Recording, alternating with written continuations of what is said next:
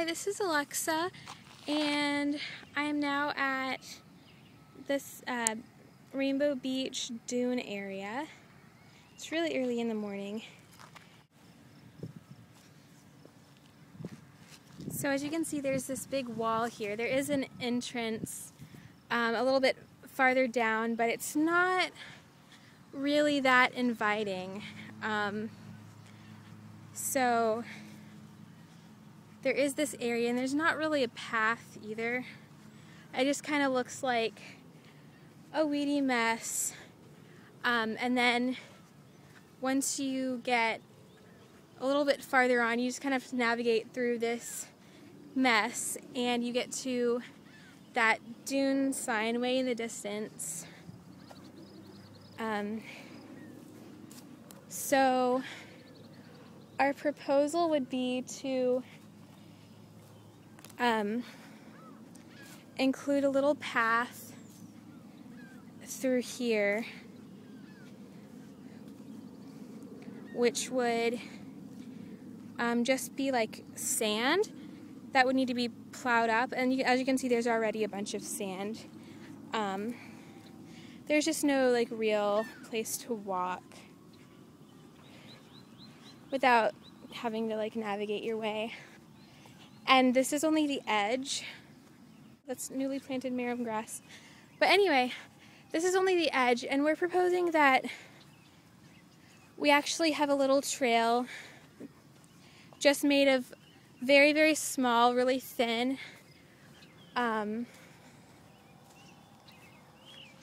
even thinner than this trail here. And this is really where the trail kind of dead ends. There's not much out here. Looks like there's some rattlesnake master, or maybe, I don't know, something purple. I can't tell what that is, but anyway, it's really kind of a half-assed trail.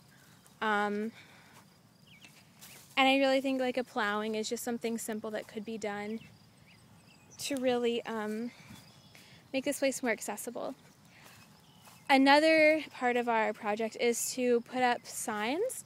Not very big signs, because we don't want to mess up the landscape too much. But since we do want the trail to kind of be running along the inner edge of Rainbow Beach, we would like to put up some signs in this general area right here. Just about prairie plants, because there are people who really want to learn about it and really genuinely care about it. So just keep walking, and as you can see, there's no real path. It's not too hard to walk through here, but the problem is that by walking through, I'm kind of trampling some plants, and that is not a good thing. And there's cactus as well, so I have to be careful of cactus and burrs, excuse me. And as you can see, the layout of the planting here, I'm in the middle of little blue stem here. It's kind of an orangey color. It's very concentrated in one area. So what we want to do is, for the next few years planting, we want to make sure that the grasses and dune plants are better mixed, because in a real dune habitat they would be more mixed. And you can kind of see here how it's more like orange over here, and then it goes to green over here. I don't know if that's hard to see, but and then there's kind of like a different color green over here, so you can tell there's different grasses growing in different areas, so that definitely needs to be mixed. Yeah, this is getting a little bit more difficult to navigate. Oh, some really pretty, I think those are wild roses. Not quite sure, these were probably planted last weekend. So I think this area is big enough, definitely big enough for a trail.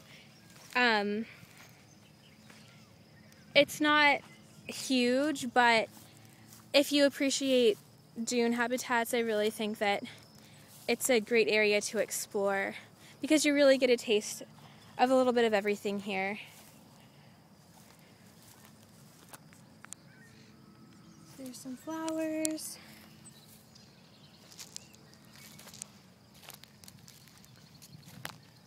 And it's great that they're planting these dune plants, but again, they're all very, very clustered. You can see all these bright pink flowers are all clustered in one area here. And there's a few scattered in the other areas, but only a couple. So that could definitely be made more, less clustered, I guess. So I'm running into some cactus here. And again, what we're proposing is a very, very small path, nothing fancy, mostly like a sand trail or just something to be, just really a plow to go through here, and make it a little bit safer and more comfortable. I want to keep it as close to nature as possible. So, and I really think that if we did do a trail, like an official trail, it would cut down on the people walking, like kind of zigzagging their way in and out of these plants, which you can tend to trample on them. Yeah, this is the end of it, really. And it gets harder to maneuver back here, back toward these big blocks, these big concrete blocks. So I have to watch where I'm walking here. And it looks like there's lots of termite piles or ant piles. I'm not exactly sure what these are, but they're everywhere. Let's see. Hopefully they won't hurt me.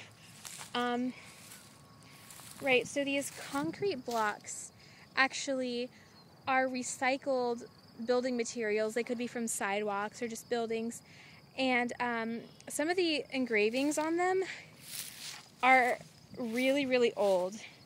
The oldest one we found or heard of, I think, was from the 40s. So if I get up here, these are kind of dangerous to get up on, but you can see some engravings here. So that's kind of neat to look at. And when we were here last weekend, or when we were here volunteering a few weeks ago, some of the older people who were here really, really enjoyed that.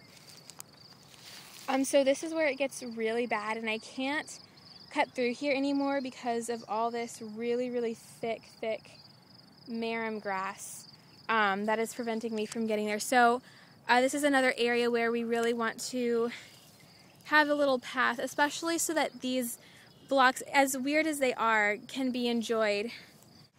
So we're about reaching the end. There in the distance is the beach, and we actually want to, that's where the trail would end, and people can either come back through the dune, the little path through the dunes, or they can just take the beach back to the main recreational area.